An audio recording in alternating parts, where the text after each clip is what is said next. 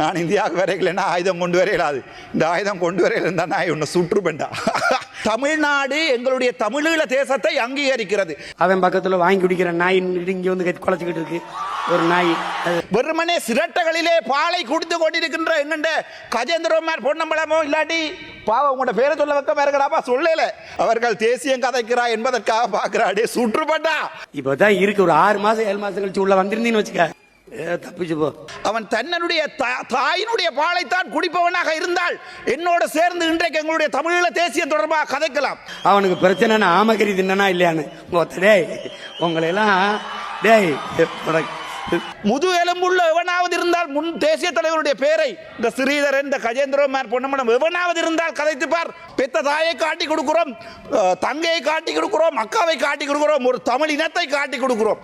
அவ்வளவு பெரிய பன்னாட்டு குற்றமாடாது.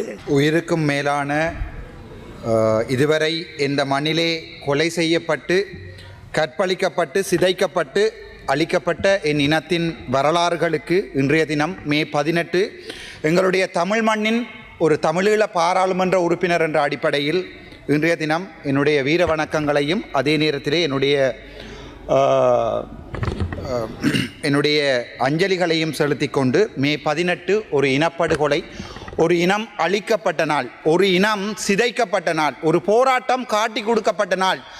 அதையெல்லாம் தாண்டி சொல்வதாக இருந்தால் ஒட்டுமொத்தமாக தமிழ் பேசுகிறோம் என்கின்ற ஒரு காரணத்துக்காக தமிழர் புதைக்கப்பட்ட இந்த மண்ணிலிருந்து மீண்டும் ஒரு தமிழ் குரல் கேட்க வேண்டும் என்று ஆசைப்படுகின்ற தமிழ்நாட்டு மக்களுக்கும், அதே நேரம் இந்த மே 18 எங்களுடைய இனப்படுகொலையை நடந்த விடயத்தை தங்களுடைய மனதிலே இருத்துவோம் என்று சொன்ன தமிழ்நாட்டு முதலமைச்சர் அன்புக்கும் பாசத்துக்கும் உரிய அண்ணா விஜய் அவர்களுக்கும், தளபதியின் தளபதி ஆதவ் அர்ஜுனான் அவர்களுக்கும், ராஜ்மோகன் அண்ணாக்களுக்கும் என்னுடைய மனமார்ந்த நன்றிகளை தெரிவித்துக் கொள்கிறேன்.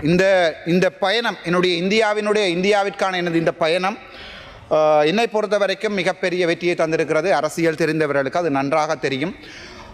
தமிழகம் தமிழீழம் என்பது வார்த்தைகளால் மட்டுமல்ல, மொழிகளால் மட்டுமல்ல, உணர்வுகளால் மட்டுமல்ல. தமிழகம் தமிழீழம் என்பது இரத்தத்தால் இணைந்த 2 பிரதேசங்கள். என்னுடைய கடந்த பாராளுமன்ற உரையிலே நான் சொல்லியிருப்பேன், யாழ்ப்பாணம் மட்டக்களப்பு கொடுங்க. இப்போது எனக்கு இந்த பயணத்துக்கு பிறகு சொல்ல வேண்டியிருப்பது இலங்கையும் சேர்த்து எடுத்துக்கொள்ளுங்கடா தமிழத்துக்கு ப்ளீஸ். ஏனென்றால் இங்கே ஊழல், இங்கே தமிழன் அடக்கப்படுகிறான், ஒடுக்கப்படுகிறான். இங்கே ஊழல் மிகப்பெரிய, அதற்கு மிகப்பெரிய கவலை என்னென்றால் அதையும் தாண்டி தமிழ் பேசுகின்ற ஒரு சில அரசியல் பொய்யர்கள் இன்றைய தினம் இந்த சிரட்டையிலே தண்ணி கொடுத்து, உங்களுக்கு தெரியும், நன்றாக தெரியும்.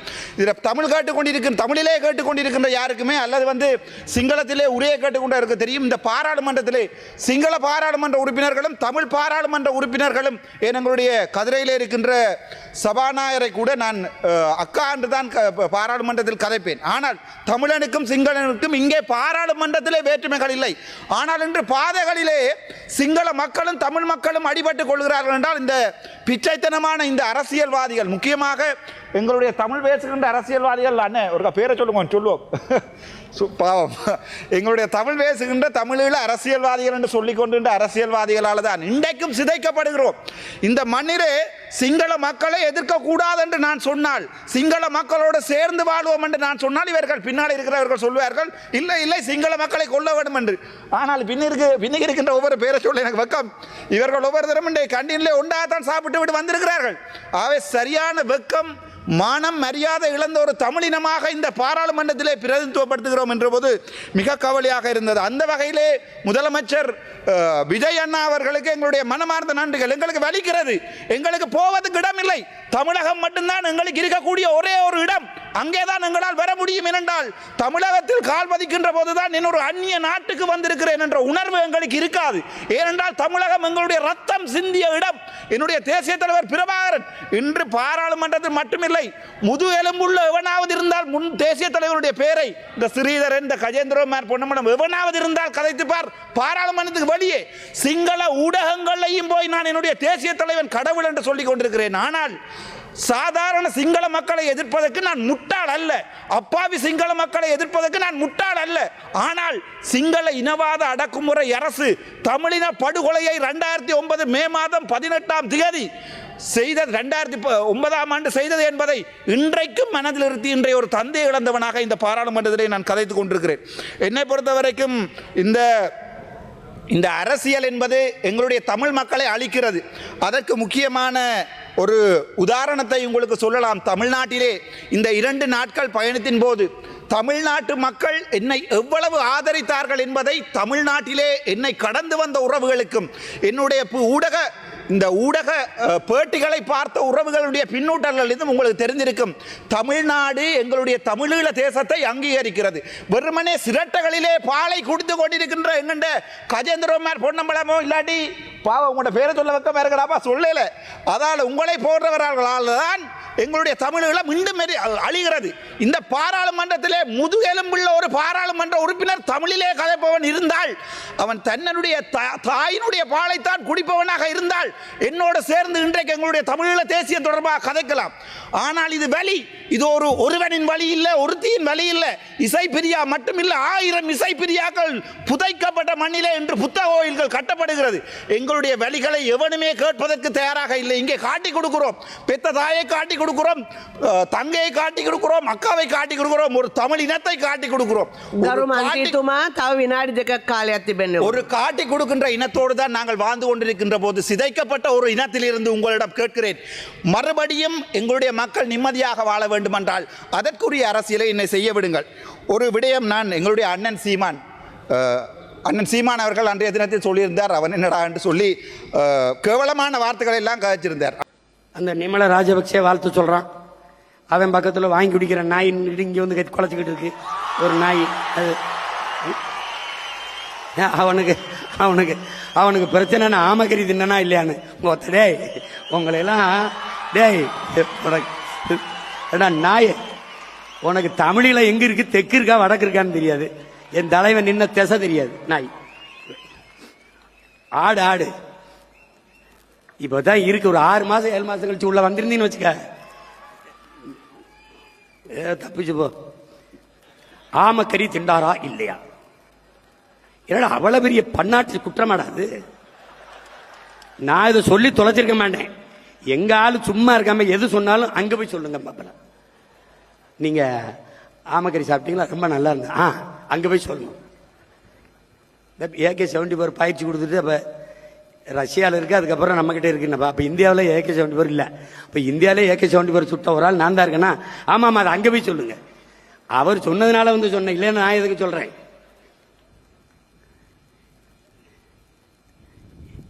பெரிய அதனாலதான் இந்த நாட்டில் விலைவாசி ஏறி போச்சு, பசி பஞ்சம் வந்துருச்சு. அவர் ஆமக்கறி சாப்பிட்டு விட்டாருங்க. நாய் கொஞ்ச நாள் பேசுறீங்கடா.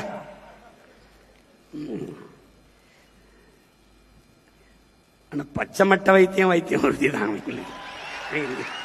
உறுதிதான் வைக்கல. என்னடா நான் என்னமோ அப்படியே ஆட்சியில் இருந்து அப்படியே தோக்கடிக்கப்பட்ட மாதிரி தோத்தாண்டா நின்னோம். முட்டையில் ஆரம்பிச்சோம், சுழியத்தில் 4 லட்சத்துக்கு வந்தோம், அப்புறம் 18 ஆகணும், அப்புறம் 30 ஆனோம், அப்புறம் 36 ஆகணும், இப்ப 20 ஆயிருக்கோம். நாளைக்கு 1,80,00,000 ஆகிறோம். என்னடா கெட்டு போயிருது? என்ன ஆயிருது? நாய் வேயெல்லாம் அழும்போது நாங்க 4 வச்சிருக்க 40 ஆக முடியாத. உயர்ந்த நோக்கமும் லட்சியம் கொண்ட பிள்ளைகள். நீ தேடுவ, என்னை தேடுவ, என்னை தேடுவ.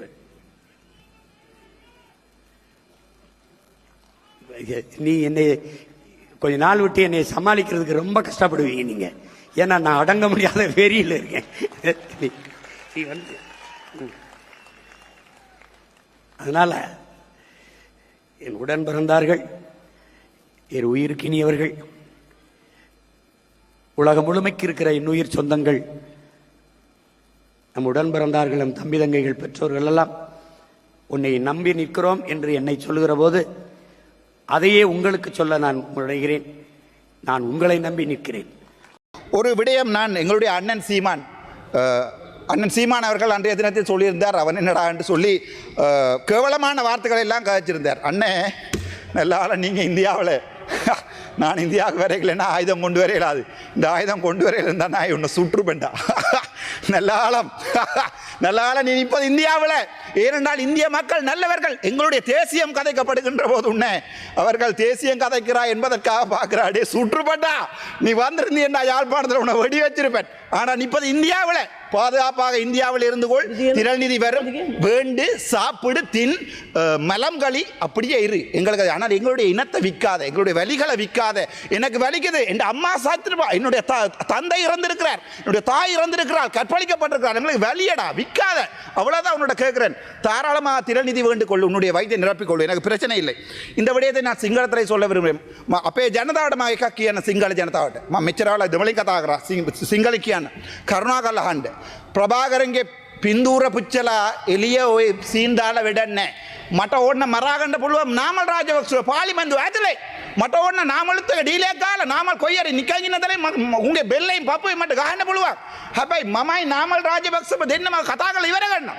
සිංහල ජනතාව ගිහිල්ලා ඕක ගිහිල්ලා දෙමළ මිනිස්සුන්ට කැපෙන්න එපා. ඇති අවුරුදු 39ක් අපි රණ්ඩු වුණා. ඒ නිසා අපේ ප්‍රශ්නේ තිබ්බා නම් අපේ ප්‍රශ්නේ තියෙනවා නම් අපි කතා වෙලා 2029 ඉවර කරන්න. දැන් මම ඇන්ඩ්‍රෝ කුමාරසානායත් එක්ක ඕක කතා කරලා ඉවර කරන්න කැමැති.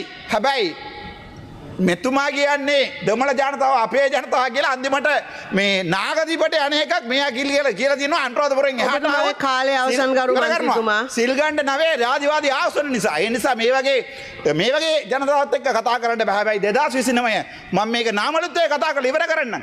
කරුණා කරලා ජාතිවාදී ආසන මේ කරගන්න දෙපා. අපි ඕන්න මමයි නාමලුයි ගාහලා එක්ක මම නාමල් මරනවා නැත්නම් මම නාමල් මරනවා. හැබැයි අහිංසක ජනතාව ඕගොල්ලෝ රණ්ඩු වෙන්න එපා කියලා இது போன்ற செய்திகளை தெரிந்து கொள்ள யாழ் டிவி நியூஸ் சேனலை சப்ஸ்கிரைப் செய்து அருகே இருக்கிற பெல் பட்டனையும் கிளிக் செய்து கொள்ளுங்க. மேலும் இது போன்ற செய்திகளை உடனுக்குடன் தெரிந்து கொள்ள யாழ்டிவி.com எனும் இணையதளத்தின் வாயிலாக எங்களோடு இணைந்து கொள்ளுங்கள்.